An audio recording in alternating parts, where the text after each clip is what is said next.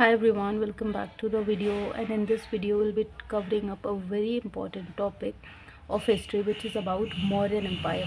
तो इसमें हम मौर्यन एम्पायर के बारे में देखेंगे which is very important topic related to any of the exam that you are preparing for, right? Whether UPSC, whether BPSC and any other exam of any state board or like in class 11th and 12th as well. This topic is very scoring, and at the same time a question definitely comes from this topic. Also, the topic which we'll be discussing in this video is somehow, make us understand the history of our India, how our country has been through with so much empires. Like everyone knows that India has been a country of empires, where various, great kings had been produced, like Chandragupta Maurya, and in this we'll be talking about his empire, which is Mauryan Empire, right? तो Mauryan empire के बारे में पढ़ने वाले इसके अंदर। देखिए, Mauryan empire जो है इन इस यहाँ के राजा जो थे उनका नाम था चंद्रगुप्त। गलती से आर छूट गया। चंद्रगुप्त जो है इनका टाइम पीरियड माना जाता है 321 BCE before common era to 297 BCE, right.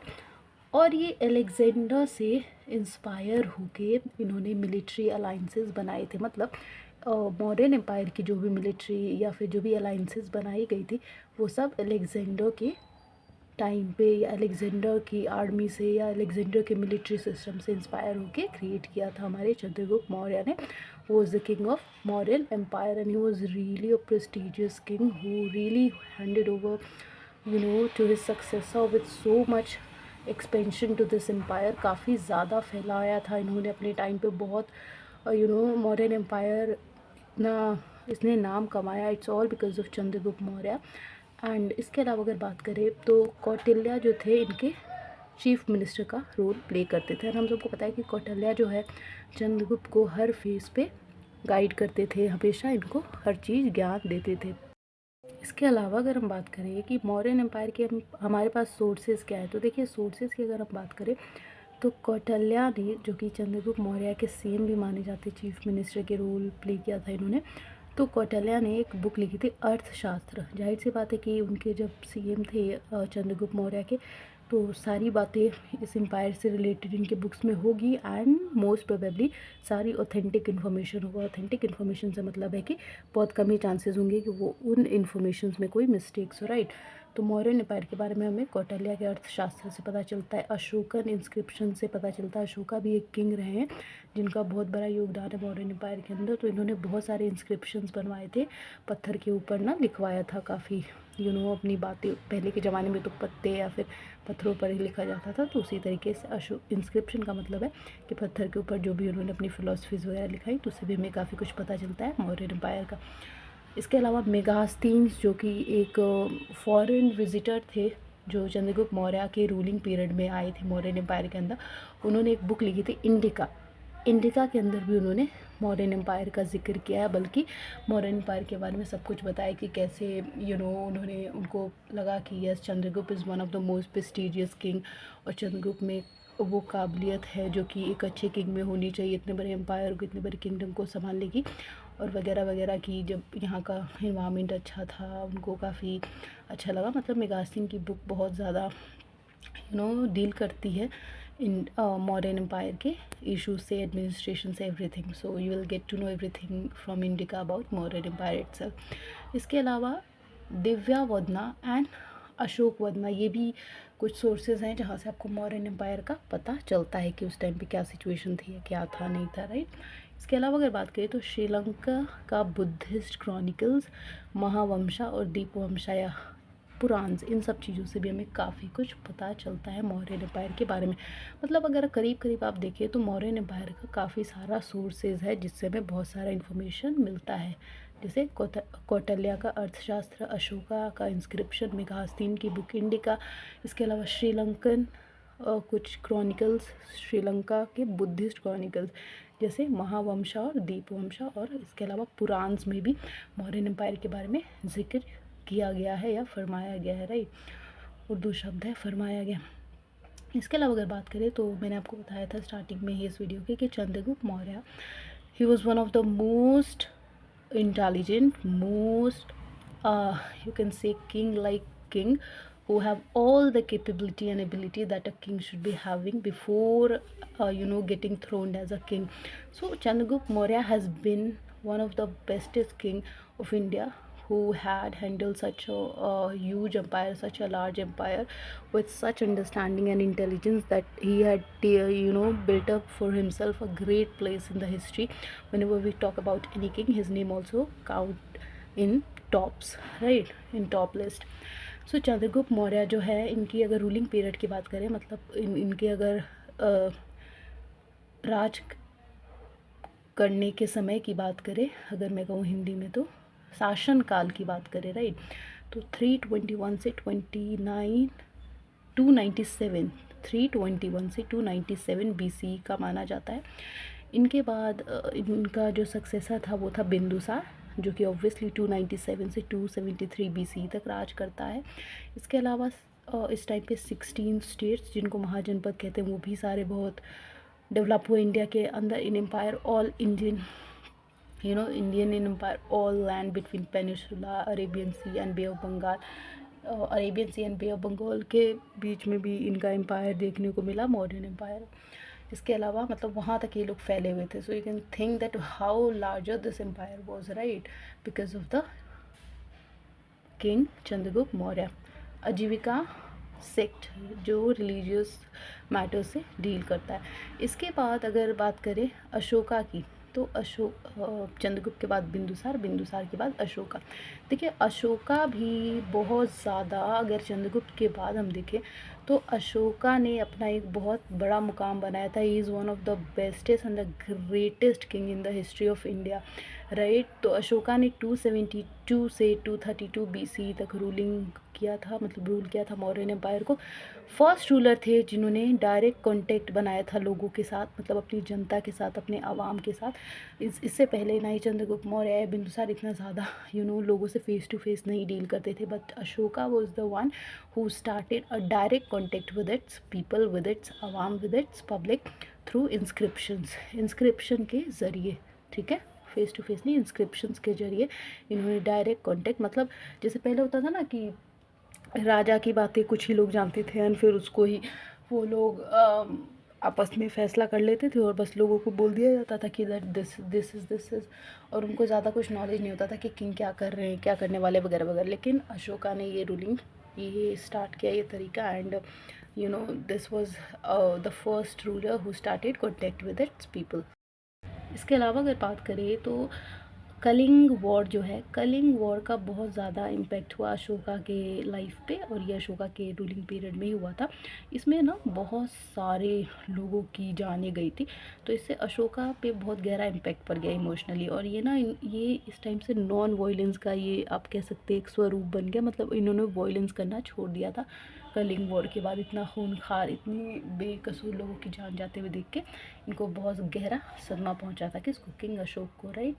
So Ashoka and state of Kalinga, not specific religion. अगर इसके अलावा हम बात करें तो पोर्ट्स एंड नेवी भी बहुत ज़्यादा स्ट्रॉन्ग हो गई थी अशोका के रूलिंग पीरियड के टाइम पे। And if we see then Megasthenes, जो कि he has 7 distinct groups: philosophers, cultivators, hunters, herders, artisans, traders, overseas spies and king counselors. Occupation की बात करें तो हेरिडिटरी ऑक्यूपेशन था मॉडर्न एम्पायर के अंदर। इंटर मैरिज अलाउड था, between groups was not allowed. Inter marriage was allowed but between groups it was in. Religion की बात करें तो Jainism in later year, and जब जैनिज़्म कौन से, चंद्रगुप्त मौर्य जो थे, जब अपना वो रूलिंग पीरियड कर रहे थे, तो उसके लास्ट में, मतलब last year of his ruling period, he got attracted to Jain religion, so he followed Jainism in the last year of his ruling time.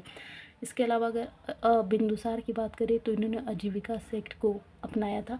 Ashok जो थे वो बुद्धिज़्म को मानते थे, लेकिन उन्होंने कभी भी अपने लोगों पे, मतलब जो उनकी आवाम थी, जो उनके कह सकते हैं आप जनता थी उस पर कभी भी अपना जो रिलीजन वो फॉलो करते थे वो नहीं थोपा, क्योंकि पहले के टाइम पे ऐसे ही होता था कि जो राजा रिलीजन फॉलो कर रहा है उसका आवाम भी वही फॉलो करेगा। लेकिन अशोका ने बिल्कुल भी थोपा नहीं और लोगों के पास लिबर्टी थी that they can choose whatever religion they wish to. So याद रखिएगा, चंद्रगुप्त ने अपनी लाइफ के लेटर पार्ट में जैनिज़्म को अपना लिया था। बिंदुसार आजीविका सेक्ट को फॉलो करता था, where Ashoka follow Buddhism but never ever put that religion on its people.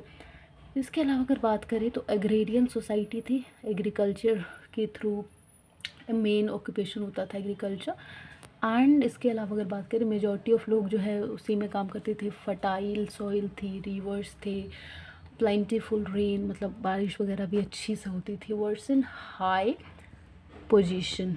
इसके अलावा अगर बात करें तो डिवोर्स वगैरह भी अलाउड था एंड नॉन एग्रीकल्चरल एक्टिविटीज़ भी थोड़ी बहुत होती थी, जैसे कि क्या हॉर्डिंग्स ऑफ एनिमल्स का भी थोड़ा बहुत सुराग मिला है हमारे मॉडर्न एम्पायर के अंदर। इसके अलावा अगर हम लोग बात करें तो देखिए उस टाइम पे स्लेवरी भी जो थी ना, हमें पता चलती है कि मॉडर्न एम्पायर के अंदर स्लेवरी का भी थोड़ा बहुत इंसिडेंस देखने को मिला है। जैसे Megasthenes no quote by birth selling themselves, Ashoka major rock edict policy and slaves mention. Ashoka के भी मेजर रॉक एडिक्ट्स में स्लेवरी के बारे में थोड़ा बहुत लिखा गया है। Every human is my child, ये भी उनके इंस्क्रिप्शन पे हमें देखने को मिलता है, अशोकन इंस्क्रिप्शन के अंदर। इसके अलावा अगर बात करें लैंड रेवेन्यू की, देखिए सम्राटा जो थे वो बेसिकली कलेक्टर जनरल। इसके अलावा अगर बात करें हम लोग तो सनी दत्ता जो कि ऑफिसर इंचार्ज होते थे ट्रेजरी एंड स्टोर के। इसके बाद चागा जो कि लैंड टैक्स इकट्ठा करते थे, 1/4 of the produce paid by pieces. Land tax कितना होता था मौर्य एम्पायर के टाइम पे? 1/4, ठीक, जितना भी प्रोडक्शन हुआ इसमें से 1/4 टैक्स में चला जाता था, which is land tax. And next is bali and hiranya paid in cash, ये कैश में दिया जाता था, ठीक है, bali was paid in cash. इसके अलावा अगर बात करें तो ट्रेड रूट्स भी थे कुछ, ठीक है, जैसे northern north western to Pataliputra, central India in south and Kalinga southeast. So these are some of the trade routes through which Mauryan Empire जिससे वो किया करते थे ट्रेड्स मौर्यन एम्पायर के लोग, ठीक है ना। इसके अलावा अगर बात करें तक्षशिला जो कि it is near slam route, near slam, ठीक है, टू वेस्टर्न कंट्रीज़। तक्षशिला जो है वेस्टर्न कंट्रीज़ के साथ भी मौर्यन एम्पायर के टाइम पे ट्रेड किया जाता था। इंटरनल ट्रेड भी होते थे बहुत ज़्यादा। इंटरनल ट्रेड तो सेंसिबल सी बात है कि एम्पायर के अंदर तो किया ही जाएगा, है ना। और इसके अलावा एक्सटर्नल भी किए जाते थे, जैसे तक्षशिला वगैरह हो गया, इन सब जगह से। इसके अलावा दशरथा 232 से 224 BC तक इन्होंने रूल किया था। He was the last ruler of Mauryan Empire and he issued imperial inscriptions. Several territory broke away. Religious same Ashoka वाला। याद रखिएगा दशरथा एक ऐसे किंग थे जिन्होंने बुद्धिज़्म को ही फॉलो किया था अशोका की तरह, लेकिन इन्होंने भी फिर फोर्स नहीं किया अपनी आवाम को।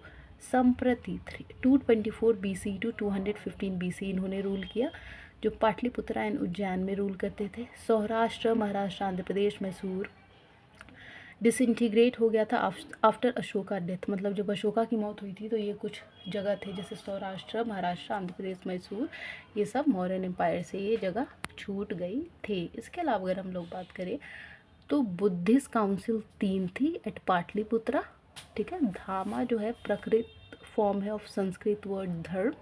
धामा एक प्रकृत वर्ड है संस्कृत वर्ड धर्म का। Edicts not specific to religion.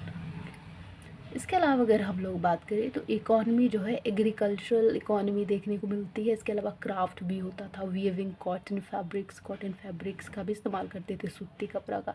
Trade and exchange तो पता ही हम सबको था। एग्रेरियन इकॉनमी था। अर्थशास्त्र,